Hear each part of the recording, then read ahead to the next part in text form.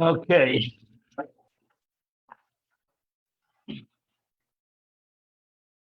Good morning. As we go to the Chitas of today, today is Wednesday. We do the fourth portion in the book of in the Parshas Ba'aleischa, in the book we're holding the book of Numbers, chapter 9, verse number 15. Ubiyim hakim es hamishkan, in the day that the Mishkan was erected. Chisa nanas hamishkan la'oyel ha'edus, the cloud covered the Mishkan, which was a tent for testimony. Ube'erev yiyal hamishkan, and at the evening it was over the Mishkan. This cloud is over the Mishkan, kimare eish, like an appearance of fire. Can you imagine living in the desert with such a situation, with such a visual situation every day? Adabayka until the morning. So Rashi says, Mishkan la'el ha'edus, the Mishkan served as a tent over the tablets of testimony. In the Mishkan, the most holiest place was the Holy of Holies, where the Aron was with the tent, with the two tablets. Yiyah ala Mishkan, Yiyah, the sense of being continuously over the Mishkan. So this is when it says Yiyah, means it was a continuous situation, something that happened continuously. Verse 16, Kain Yiyah Tamid. This was the way it was always was. There was a cloud over the Mishkan, a continuous cloud, Umar Eish Laila, an appearance of fire at night. And according to the cloud's departure from over the tent, when the cloud uplifted from the tent, the Jewish people started their travels. And where the Anan rested, that's where the cloud where the cloud rested, that's where the Jewish people camped. So now she says the cloud, as the Targum translates stalkus, departure. That's how we call a passing of a tzaddik. You say the stalkus. Similarly, a cloud departed. It would have been incorrect to write Lafia Aleisa Anan Va'alan, that it would be not expressive denoting of departure, but sprouting forth or ascending. As behold, the cloud of small as man upon rising Allah from the seas. So therefore, the concept, that's why the Targum translates it, the concept of moving off, departing. Al pi Hashem Yisub Neso, on the mouth of God, the Jewish people traveled. Al pi Hashem Yachnu, and in the mouth of God they rested. Kol Yemei Sheyishkan Adam HaMishkan, whenever the cloud was over the Mishkan, Yachnu, they rested. So Rashi says, we learned in a Braisa, when the Israelites traveled, the cloud would fold and spread itself over the tribe of Judah like a beam, because they were in the front of the Machna. They would travel in front of the Jewish nation. The tribe of Yehuda was in front of that. There was a tribe that was camped in front, and they would travel first. So the cloud would move away from the Mishkan, would go in front of Yehuda like a beam. They blew a tekiah. We're going to be introduced to this concept of tekiyas, a blowing of a horn, of a trumpet in a moment. So they would blow a tekiah, a long blast, a trua, a series of short blasts, and another tekiah, but it did not move until Moshe declared, "Rise, O Lord." And then the banner of the camp of Yehuda would travel. This is all brought down in the Sifri. So there was a whole, as the Torah will soon say, there was a whole procession. When we say we open the ark and on Shabbos or on the weekday, so that's when Moshe made the declaration that it's time to move, the Aron is ready to move, Yehuda would move. Api Hashem Yachnu, as soon as the Israelites encamped, the pillar of the cloud would mushroom upwards and would spread itself over the tribe like a canopy. It would not depart until Moshe declared, "Return, O Lord, to the myriads of Israel, the thousands." Shuva Hashem Rivei Safa Yisrael. This it was meant by according to the Lord's word, they traveled through Moshe Rabbeinu, not Api Hashem. When Moshe Rabbeinu said, "Kum Hashem," then they traveled. When Moshe Rabbeinu said, "Shuva Hashem," return God, they would stop. Verse 19, Mishkan, and when the cloud lingered over the Mishkan, Yomim Rabbim, many days, the children kept the charge of the Lord, and they would not travel. Verse 20, sometimes the cloud remained several days above the Mishkan.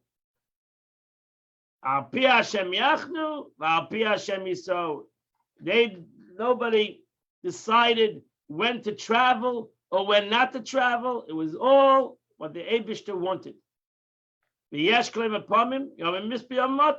Some days it was a few days, 2 days. They stopped, they built the Mishkan. 2 days later, they were off on their journey. The Jewish people made 42 masaras, 42 stops from Mitzrayim until they reached Avras Moya. 42 masaras, which is all brought down later on in Parshas Maseh. So you can see the all 42 stops that they had. Some of those stops are very short because they camped out in one place for over 30 years. So the majority of the time they were in one place, but they ultimately stopped 42 times. So sometimes it was very short. Verse 21, sometimes the cloud remained in the evening until the morning. And then the cloud would lift up in the morning with Nasu, and they would travel. Or the cloud would be there day and a night. Or it could have been there 2 days or a month. A Mishkan, or a year, as long as the Anan stood over the Mishkan, the Jewish people would camp, they would not travel. Yamim is a year. As we see, we learned before, Yamim Tiyagalasa, a year shall be its redemption. Remember, selling of the field. So a year is called Yomim in the Torah. Verse 23, Api Hashem Yachno, Api Hashem Yisro, on the mouth of the Lord they traveled. They encamped on the mouth of the Lord they traveled. As Mishmeh Hashem Shomeru, and they kept the charge of God. Api Hashem Biyad Moshe, in the word of the Api Hashem, the mouth of God, which was in the hands of Moshe, as Rashi explained before, that Moshe Rabbeinu had to make the announcement. Chapter 10, verse number 1. God spoke to Moshe saying, make yourself 2 silver trumpets. Mikshar Tasa Isa, Moshe made them beaten from, make them out of a beaten form. This will be for the summoning of the congregation. And for the departure of the camps. Now she says, make yourself so that they should blow before you like a king. As it says, there's a king by Yehi B'Shurim Melech. There's a king in Yeshurim. That's Moshe Rabbeinu, you're the king. Aseh lecha mishlecha. Moshe Rabbeinu, God told Moshe Rabbeinu to make these chatzitzes for your own money. Aseh lecha, make it for you use them, but no one else. The Mikra Eda, when you wish to speak to the members of the Sanhedrin, the court, and the rest of the people, and you summon them to gather them before you, convene them with the trumpets. Ulamasa Machlis, at the time the camps are due to depart, blow on them as a signal. It follows that they traveled at the behest of the of three at God's bidding. So they travel by three concepts: God's bidding, the cloud will go up; by the word of Moshe Rabbeinu would announce, "Vayi ben Sayar and Kum Hashem," and the word and the call of the trumpet. So those are the three things that they knew it's time to move. Miksha, it should be made out of one single block by banging out on a hammer. Verse number 3, you'll blow on them, and the entire congregation will come to you. Al Pesach V'taku ba'hem, it's plural, as she says, with both of them, because there were two trumpets. It's a single for the congregation to assemble. It says, entire congregation shall assemble to you at the entrance of the tent of meeting. If you blow one of them, then only the elders, the Nesiim, the chieftains of each, the chiefs of each tribe, Rashi Alpei Yisrael, and the leaders of the thousands will come to you. Rashi says, if you blow one of them, it's a signal for the princes to assemble. And it says, the princes shall assemble to you. The meeting point was always at the tent, entrance to the tent of meeting. This is derived in Sifri, and it's based on a concept of a Gezeda Shava. We see two psukim that say the same words. Tikatem Teruah, and then you'll blow a Teruah. Teruah, right? Tekiah, Teruah, Shvarim. Teruah, in the Torah, we add like Rosh Hashanah, Teruah is many blasts. So Tekiah is one long blast, a Teruah, and a Shvarim. Shvarim is 3 small blasts, and Teruah is many small blasts. So over here you have Kaitem Teruah. You're going to blow a Teruah, series of short blasts. But then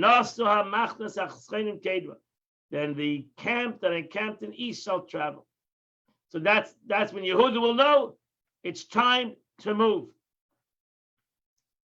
So that's a series of short blasts, is a signal for the camps to travel. Was it Tekiah? Teruah, Tekiah. In general, you always have, when you draw a Teruah, even on Rosh Hashanah, you always have a Tekiah before and a Tekiah at the end.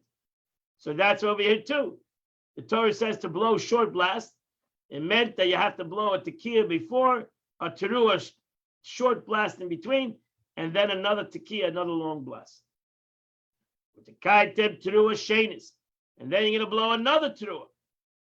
Another short blast, again with a one before and one after. And then the southern people will travel. Teruah Yitkul Masayim, the Teruah, the short blast, shall be blown to the travel.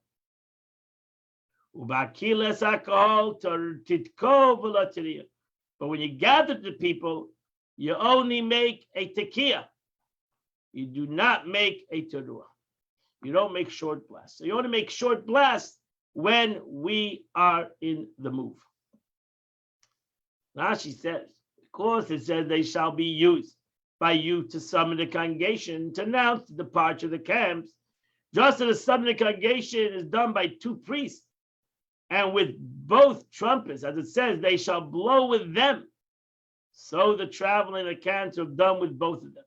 I might think that just the departure of the camps, he blows a Tekiah, Teruah, Tekiah. So when summoning congregation, he blows a Tekiah, Teruah, Tekiah. And now there'll be no difference between them. The signal for summoning congregation, the signal for initiating the departure of the camps. Therefore, the Torah tells us, when you're assembling a congregation, indicating that no Teruah is blown to summon the congregation. And the same applies to the convening of the leaders. So there's a signal for all 3, the summoning a congregation with 2 blasts, the convening of the princes with 1 Tekiah, and the moving of the camps with a Teruah, Tekiah, Teruah, Tekiah. And that was the 3 different kinds of sounds that gave the announcement to the coming to what they need to do. Verse number 8,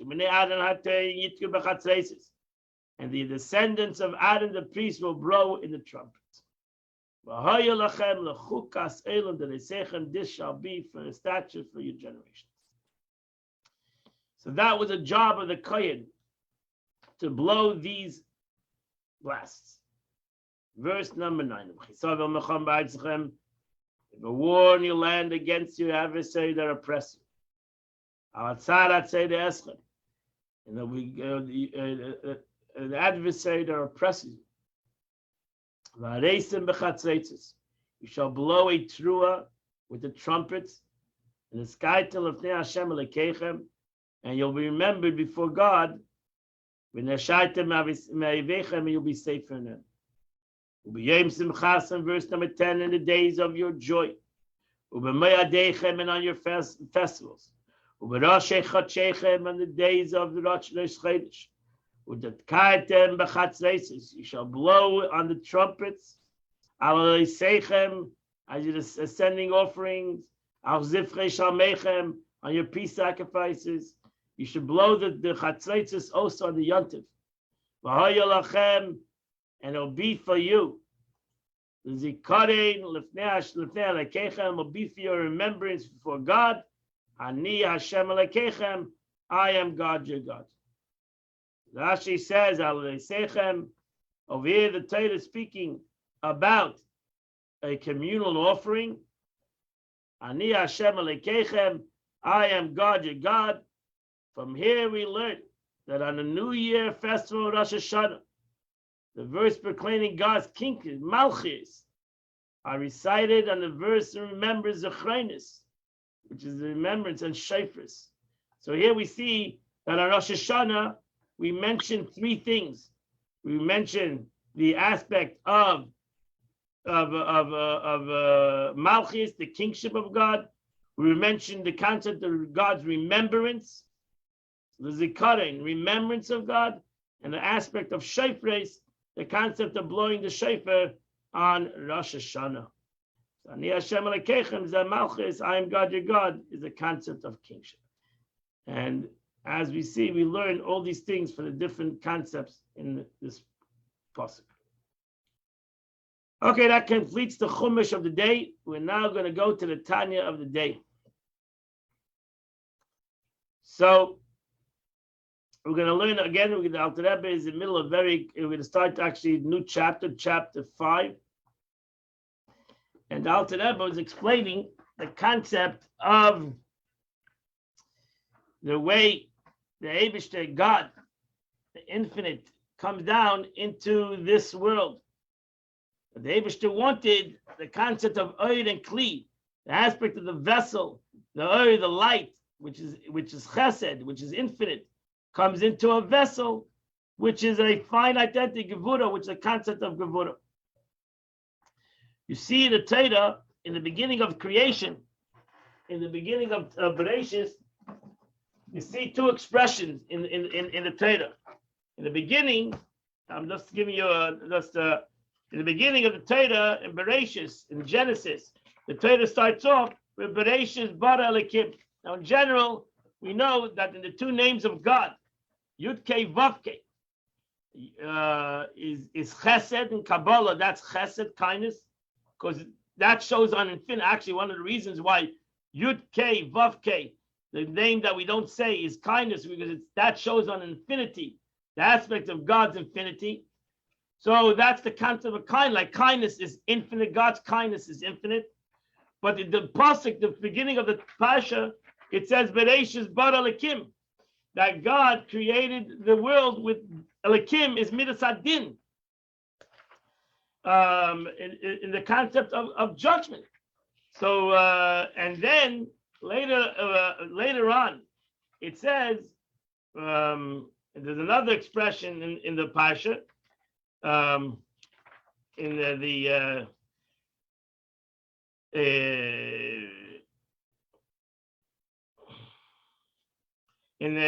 the same, in chapter 2, verse 4, it says, Eila tela sheshamayim va'aretz bi'barim b'yom ha'asais Hashem Elokim. So in chapter 2, verse 4 over there, the pasuk changes it. The pasuk says, b'yom ha'asais Hashem Elokim. It doesn't say b'yom ha'asais Elokim ha'shamayim va'aretz. In the first pasuk it says Bereshis bara Elokim. Only the second name of God, Elokim, which is denotes the concept of gevura, severity, is mentioned, which is the concept of contraction is mentioned. But in that pasuk later on, it mentions both names. So over here, on this our sages say, consider the concept that all creation came through the process of tzimtzum. Bereshis bara Elokim. All creation came through the concept of tzimtzum, contraction, which enables created being to believe that they enjoy an independent form of existence. So really, that's why you understand why the pasuk, why the verse says, Bereshis bara Elokim, that the Eibishter created the world through tzimtzum, through the concept of this contraction.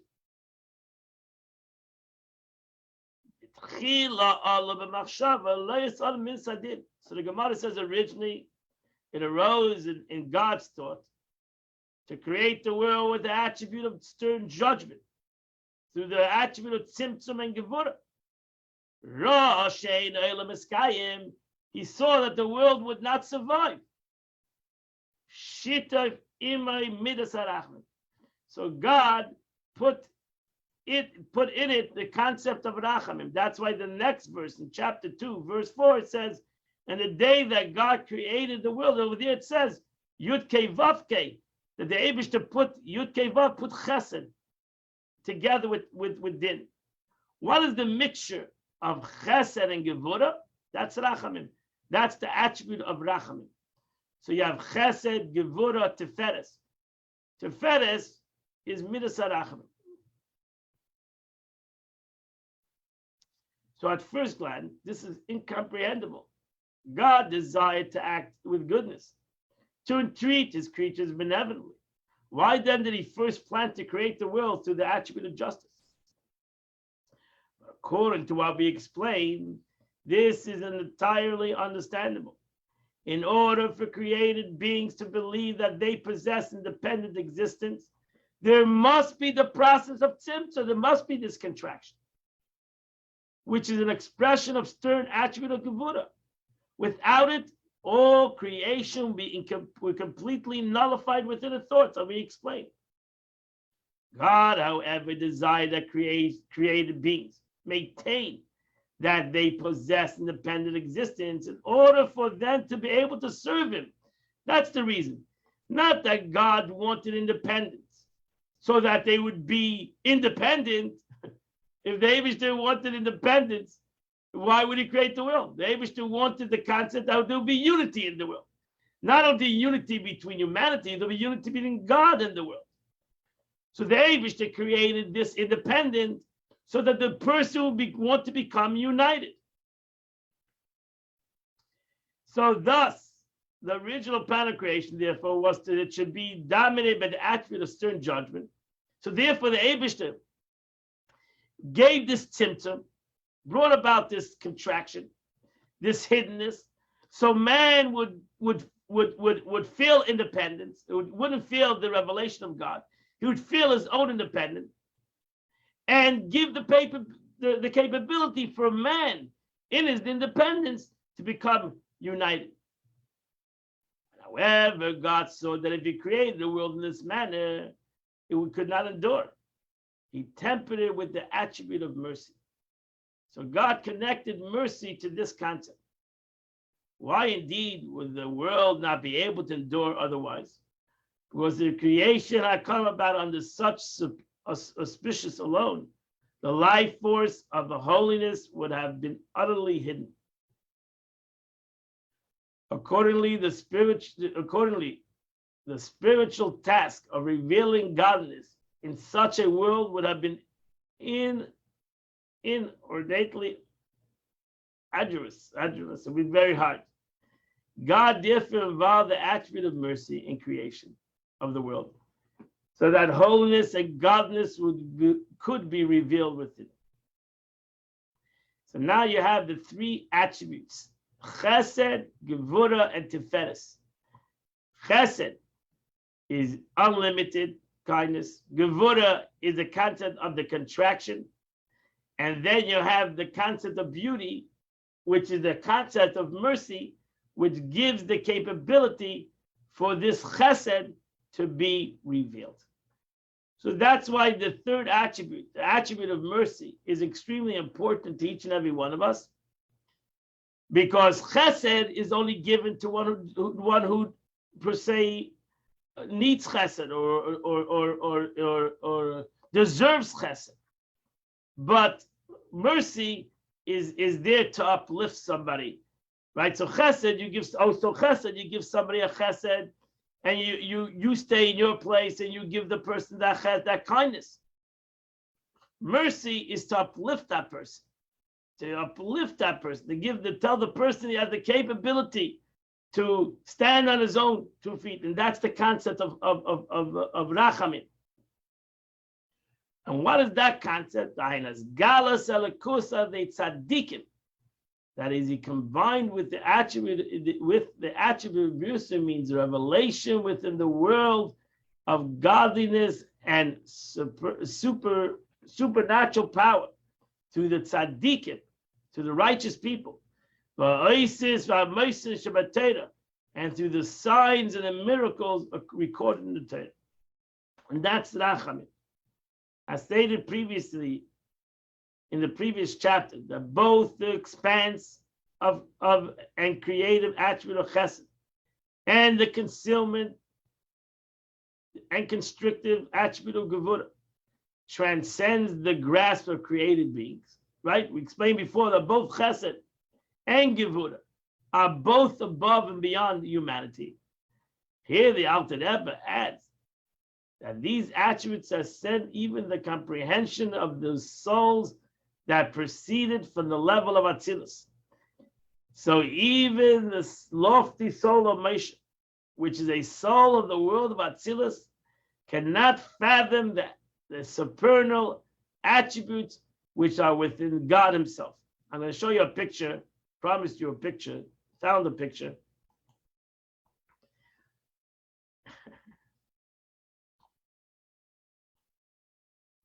So here you have a picture of the world.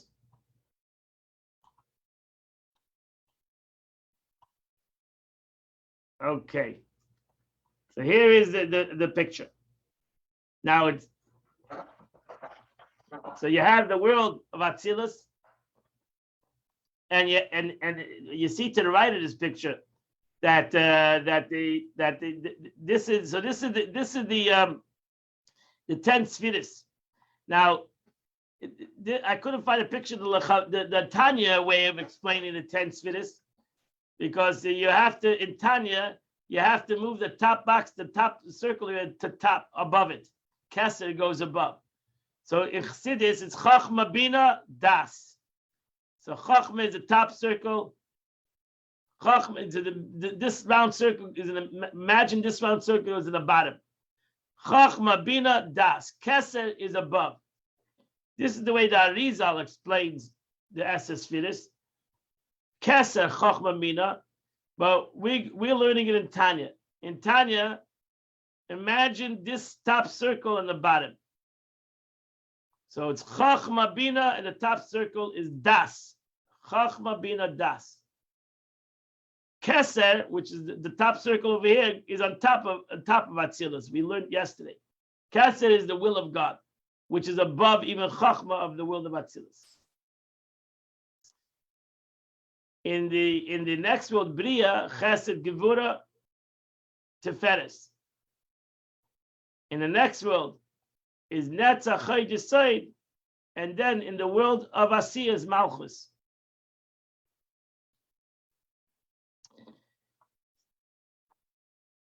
Now the truth is, in Tanya we learn a little different. In Tanya we learn this a little different. And therefore it's hard to, that's why showing this picture, because in Tanya we learn in Atzilus, you're going to learn in Atzilus, over there all the Esesfiris are one. So really the separation of Chachma and Bina and Das in Tanya is moved to Bria. And in Yetzirah you have these 6 middays. So in Tanya, these 3 are in Bria, these 6 are in Yetzirah, and this one is in Asiya. So if you listen to Tanya, it's a little bit different than this picture. Okay, so in Tanya, in the world of Atzilus, now the truth is in each one of these worlds you have all 10. But in the world of Atzilus, these 10 concepts are one. Then there's a great contraction. In Tanya, there's a great contraction between Atzilus, the world of emanation, and the world of creation. And in the world of creation, you have really the concept of Chachma, Bin, and Das. That's why it's the world of neshamas. Besides a very few neshamas, like it says, neshama Moshe Rabbeinu comes from the world of Atzilus. So Moshe Rabbeinu had the capability of seeing the entire creation. The Eibishter gave Moshe Rabbeinu as a neshama to be able to see the entire creation.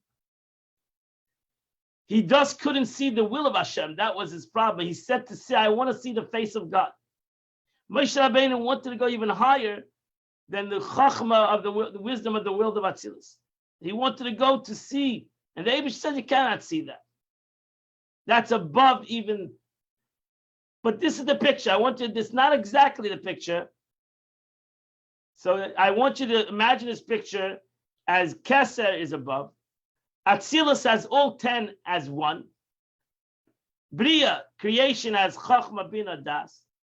Yitzira has Chesed, Gevurah, Tferes, Netzach, Chayid Yisrael, the 6 midas, and Asiya has Malchus. That's the way it would be the picture in Tanya. That would be the picture.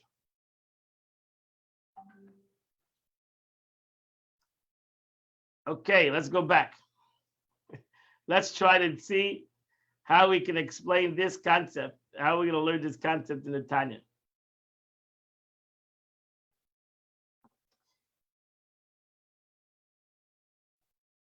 And this is it says in the Zohar. The Leila Besita Kedushi law, regarding the fact that the attribute of Chesed and Gevurah transcends intellect. It says, it's stated in the Zohar, above in the side of the supernal holiness, Besita Kedusha Ilah is Yemina v'Yismaila, meaning in the world of Atzilus, which is far superior than the 3 lower worlds of Bri, Yitzir, and Asiya, there is right and left. So in the world of Atzilus, there's also Chesed and Gevurah. There's all the Esses Filis. Pirush, which means the Shtein Heimidus Alakus. This statement was surely not written simply to inform us that Chesed and Gevurah exist. For this already is well known that each and every world has all the Esses Filis. That was the Arizal. The Arizal said in every world there's these Esses Filis, these 10 manifestations. But what does the Zohar want to tell us? This means that both Gevurah as well as Chesed are attributes of godliness that transcend the intellect and comprehension of created beings. That's what the Zohar wants to tell us. In Atzilus, the Esses Filis, even Chesed and Gevurah, are 2 attributes that are above and beyond comprehension. The fact that they have supernal attributes also helps us to understand how they are able to combine when by definition they are opposites. Within the side of the supernal holiness, there's no differences. So in Atzilus, in the world of emanation, over there, the attributes are, even though Chesed and Gevurah are total opposites, in the world of Atzilus, in the world of emanation, they become one concept. For all its components are complementary, integrated. At that level, Chesed and Gevurah, though opposed by nature, coexist and co-enjoin as opposites within a unity. This is possible because they're completely, totally union with God. In Atzilus, in the world of Atzilus, they are totally one with HaKadosh Baruch. So there, it's like the analogy when in the presence of the king, all ministers are the same. Out of the presence of the king, then you have the different ministers. But in the presence of the king, they're all equal. There's no distinctions between them because the king overpowers them. And since the king overpowers them, so within the concept of the presence of the king, they're all bottom.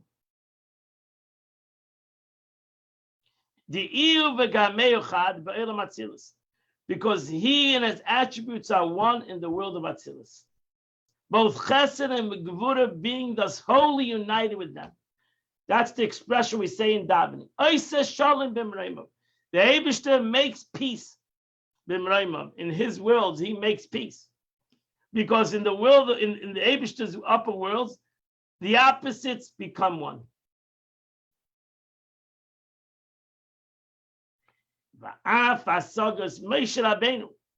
All of our shalom, even the comprehension of Moshe Rabbeinu, please be unto him. In his prophecy, he did not extend it to the world of Atzilus itself. It first needed to come down into the world of creation. And even then, his comprehension of the world of Atzilus did not extend to these two attributes of Chesed and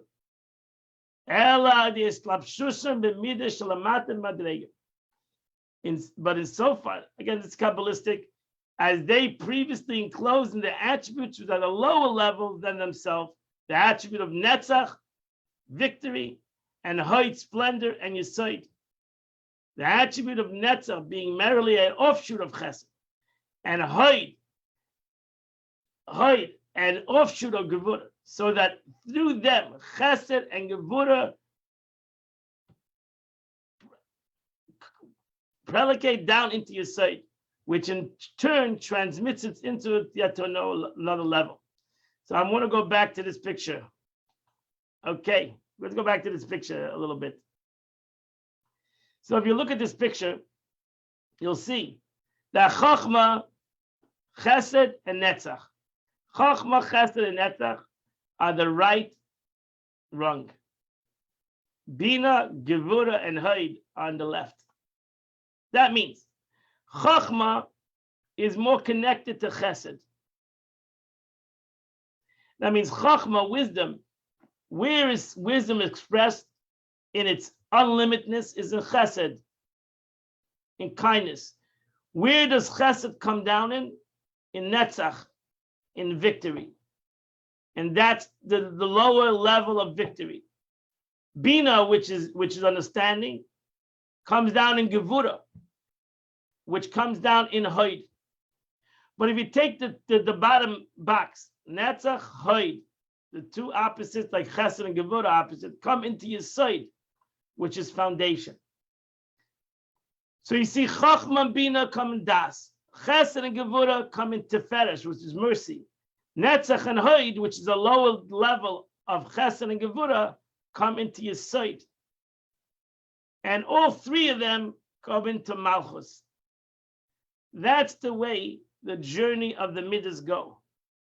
Chachma is like Chesed. Bina is Gevura. Come into Das, knowledge. Chesed, Gevura is an offshoot, is a lower level of Chachma and Bina. And they come down into Tiferes, which is mercy. Netzach and Hoid, which is an offshoot of Chesed and Gevura, a lower level of Chesed that come down into Yesod, which all come down into Malchus. So in essence, what he's saying, the Zohar is saying that even Moshe Rabbeinu, who had an neshama of Atzilus, only could have understood Chesed and Gevura through the lower levels of Netzach and Hoid. He could not comprehend the Chesed and Gevura of the world of Bria. And again, and that's why Moshe Rabbeinu expresses he wants to see the Chesed and Gevura of the Eibush in the world of Bria.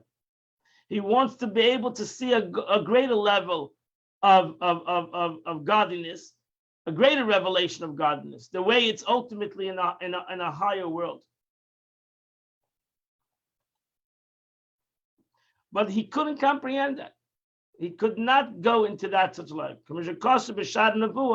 As explained in the portion of Nevuah, of prophecy in Kabbalah and Zohar concerning the level of Moshe Rabbeinu's prophecy. So Moshe Rabbeinu had the ultimate level of prophecy.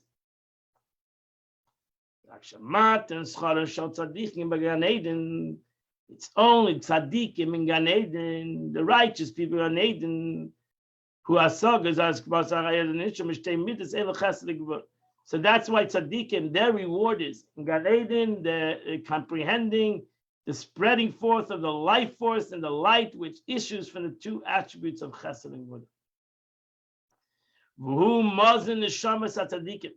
This comprehension of the spreading forth of the life force and the light which issues from the two attributes is the food for the souls of tzaddikim ba'olam hazeh in this world, engaged in the study of Torah for its own sake.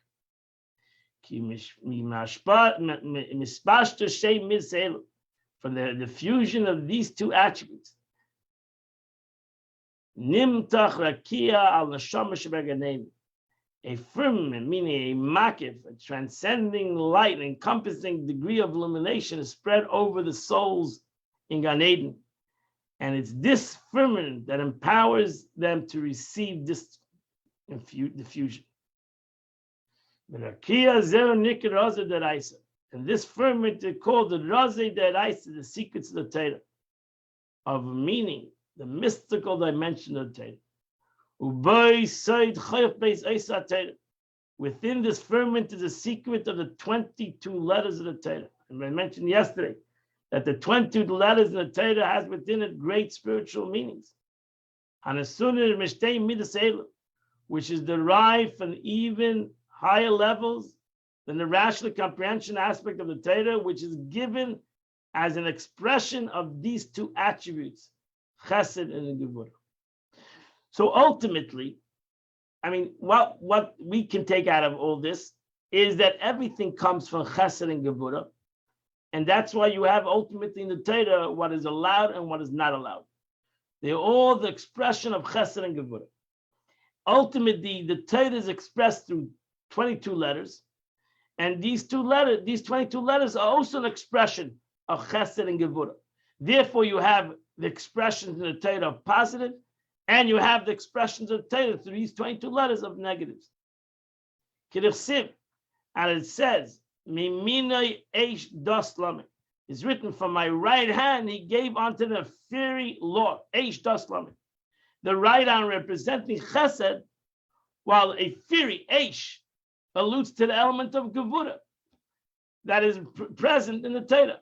So you have miminai, which is the chesed. Eish das lamed, you have the fieriness of gevura. So what is the meaning? The meaning is simple, because the Torah expresses both of these concepts. The Torah expresses both of the concepts of chesed and gevura, and the truth is, Torah is the base of the Torah is that its ways are sweet, because it all stems from chesed. When this firmament from the transcendental illumination drops dew, symbolic to esoteric insights in the Torah as food for the soul, meaning an or pnimi, a degree of illumination that can be internalized and comprehended, issues forth from this firmament. Being comprehensible, this level of perception is likened to food, which signifies ingested internally. Meaning the knowledge of the secret of the 22 letters of Torah. For this firmament, you say that das is the secret of the level of knowledge of dat, and the dew that issues forth from it. It is the knowledge of the secret of the 22 letters of Torah. But Torah, he mazon on the shamas began Eden, and the Torah is the food of the souls in Gan Eden. Mitzvahs, and the mitzvahs that a tzaddik does is their garments. This is all explained in the Zohar, in the portion of Hayakel, page 209 and page 210, and it's explained even also in Eitz Chaim, which is the teaching of the Arizal, B'Shai Mem Daled in Portal 44, chapter 3. And there's a long interpretation. I don't know if we want to go into it. We thus see, I'm just going to say this, we thus see that the attribute of Chesed and Gevurah of the world of Atzilus transcends not only the comprehension of created beings, but even the souls of the level of even Moshe Rabbeinu cannot comprehend the Chesed and Gevurah of the Eibishter. That's all that the Alter Rebbe wants to express over here. He's expressing from the Zohar that we thus see that the attribute of Chesed and Gevurah, we explained yesterday, that Chesed, the Chesed of the Eibishter is above our understanding, because it's unlimited. So too is the Gevurah of the Eibishter is above our understanding,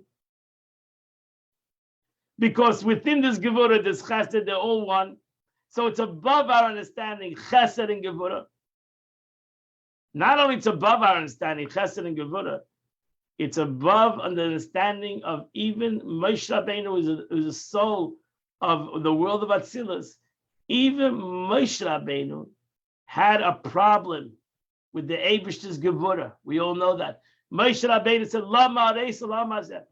Why are you bad to these people? Moshe Rabbeinu struggled with Gevurah of the Eibishter.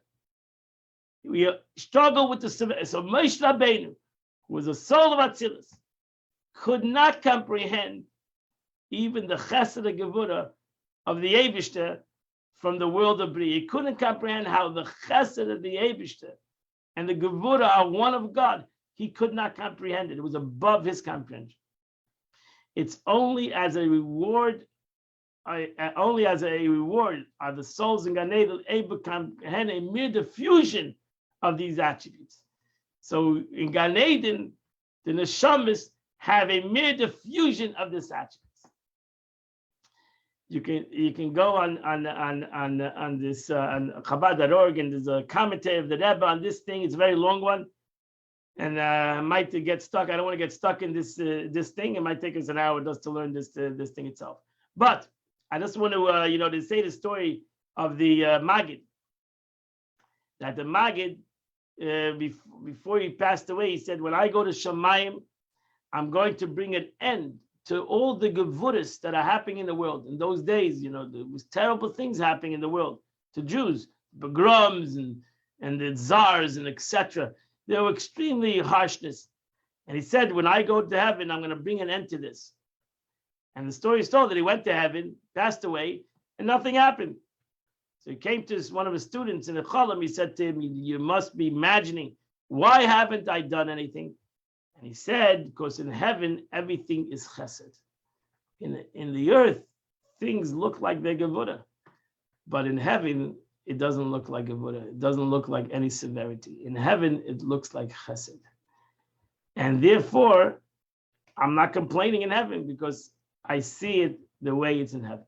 And that's why the Berditchever said, I'm not going to go into heaven. Berditchever was a student of the Mezritcher Maggid. He said, when I come to heaven, I'm not going to allow myself into heaven. Because I'm going to demand by God that God should bring about the end of Gevuras in this world. And I'm not going to go into heaven where I'll see it like chesed. But it seems like the story is told that they got the Berditchever in heaven too. It says because Berditchever loved, when he came to heaven, he said, I'm not going into heaven. So they started to sing, the Malachim started to sing a nigun. And the Berditchever loved nigunim. And he got so involved in the nigun that they brought him into heaven with the nigun, with a song. And so that's the story. So the Berditchever is in heaven too, and we're still Baruch Hashem here. So Alter Rebbe just wants to give you an analogy to understand Chesed and Gevurah of the Eibishter is above our comprehension, above our understanding.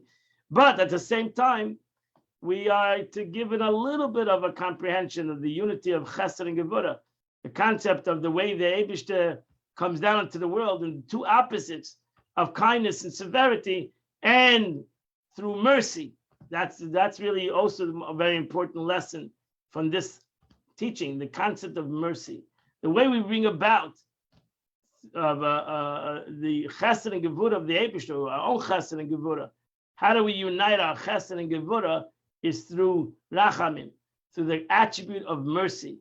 If we can bring about the attribute of mercy, we can bring up unity of these two elements, the elements of Chesed and Gevurah. Okay, my friends, this was a very deep concept of Chassidus and Kabbalah.